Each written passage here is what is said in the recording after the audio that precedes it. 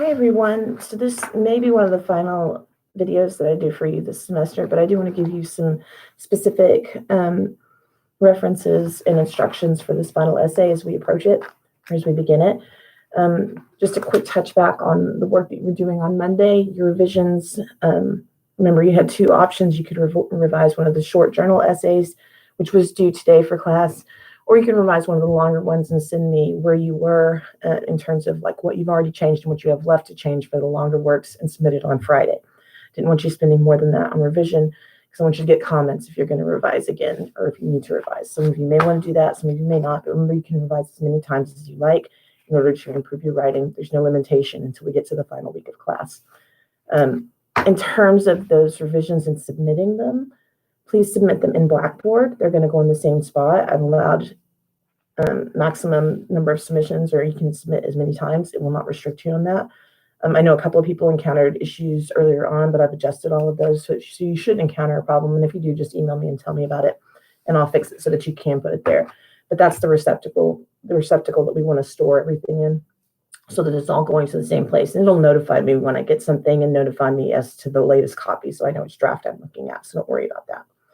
All right, but as far as the final essay, there's a couple of things I want to remind you. Okay, first of all, if you remember, I gave you an extra credit option, and that was to fill out something called a research matrix. Gave you guys a template that you could use so that you have that.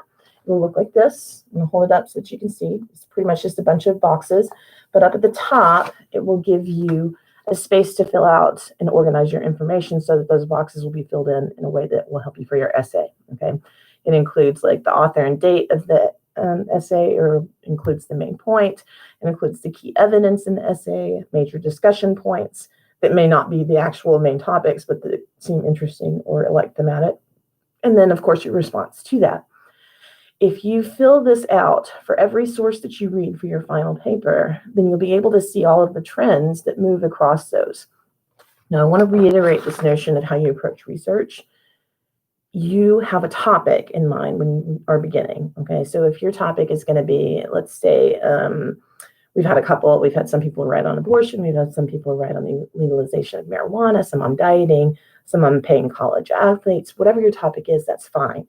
Go into it with a topic, not a stance yet. Okay, allow your research sources to shape your stance after you've read what those sources have to say. Okay, so you're using the information basically to shape your stance, not just going into it thinking, okay, I'm going to look for anything that will help support my idea that I already have. That's not how you do research, and it will make it hard to write your paper because you may not get the link that you need. It'll be hard to find the evidence that will actually support your position. Whereas if you go into it saying, okay, this is my topic, I'm going to see what these people say about it, and then from that, you decide whether you agree or disagree, then you've got a wealth of knowledge that you can reference in your paper for support. Okay, so make sure you're approaching it in that very specific position. And the research matrix will help organize every source side by side by side by side so that you can see the connections across and say, okay, well, this one agrees here, but disagrees there. This one agrees all the way across, and this one agrees all the way across. Oh, okay, and from all of them, I see that these are the main points that they're discussing to support their positions. Okay, so it helps you come up with a lot of different information that you may be missing. And the benefit to this not only is having that wealth of information behind you, but even if your stance stays the same, even if your reasons for having that stance stay the same, you may have a more nuanced understanding and ability to articulate those reasons once you've completed all the information. Okay, so that's what your sources are really helping you with. But be sure that you're taking that approach as you go through it. Otherwise, you're going to struggle when you go to write. Okay. After you've actually read all your sources, annotated, got all of your information gathered, then what I want you guys to do after your pre-writing is to outline. All right. Structure has been an issue for most of the essays across this semester, and we're still struggling just a little bit with it. Remember, Western writing is very linear, meaning that we should be able to pinpoint the strategic sentences that we've mentioned in class, such as the thesis statement, transitional phrases, topic sentences. I should be able to pinpoint those on a straight line going through your essay. If I can't do that, then you've kind of struggled, and you've got some tangents that may kind of take you on little spirals or swirls off of your topics as you go through. We want to avoid those whenever possible. The outline and having a very strong outline is one way to do that. And that means sticking to it as you go through it and sticking to those sentences that you create as well. Okay. But more importantly, it will help you remember what those sentences are, because I can see that sometimes you guys are, you have a thesis statement, but then you just seem to forget about it as you're writing the essay and just meander and talk about something else.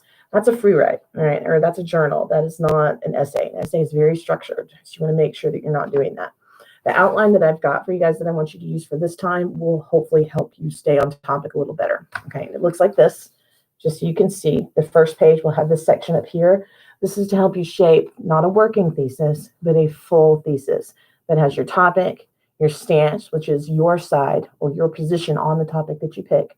And you have to go one way or the other. Don't tell me about both sides. I want to know which side you chose or to agree with, right? And then your reasons behind that. And your reasons are, of course, these three little parts down here. You can have more. You can have 4 reasons. You can have 2 reasons that are more nuanced if you want to do that. There's no reason that you have to have ... or X, Y, and Z for your support, but that is a basic template that you can use to help get you the link that you need as you go through, okay? I do want you to have those reasons on there because otherwise your paper lacks direction when you go through, all right? And then, of course, you have the normal topic sentence, and then when you can see this up closer, there's little lines right here. This says evidence from source 1, evidence from source 2, evidence from source 3. What I'm trying to encourage you to do is to synthesize the information in your sources. That's where your research matrix will come in, okay? If you have sources that agree on support for what your position is on that topic, then reference both of them in that paragraph. Don't try to stick with just one source. Synthesize them together.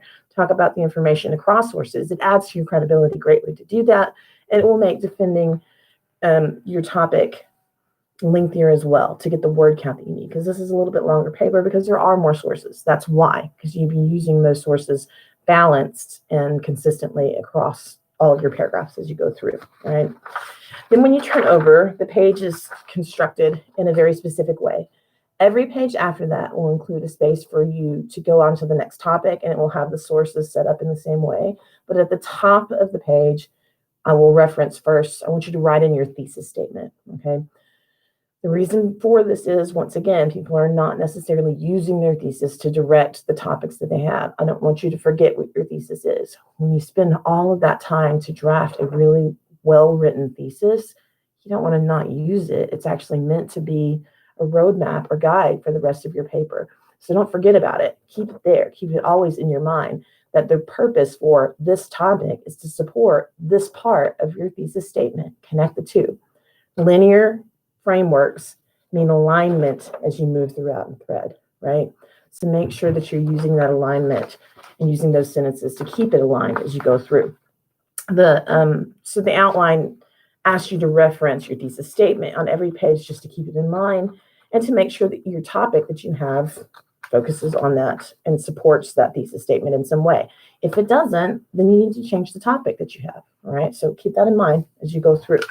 If you use these effectively, it will make sitting down to actually write your paper go so much more quickly. And that's the thing about research papers. The process leading up to it may take a lot of time, but writing it shouldn't, not if you're effectively managing the information that you get as you gather it, okay? So use these gathering techniques to help you write that paper in a quick fashion. Then you can sit down and write this in one day. If you have a good outline, if you have good notes, there's no reason you can't do that in a single day.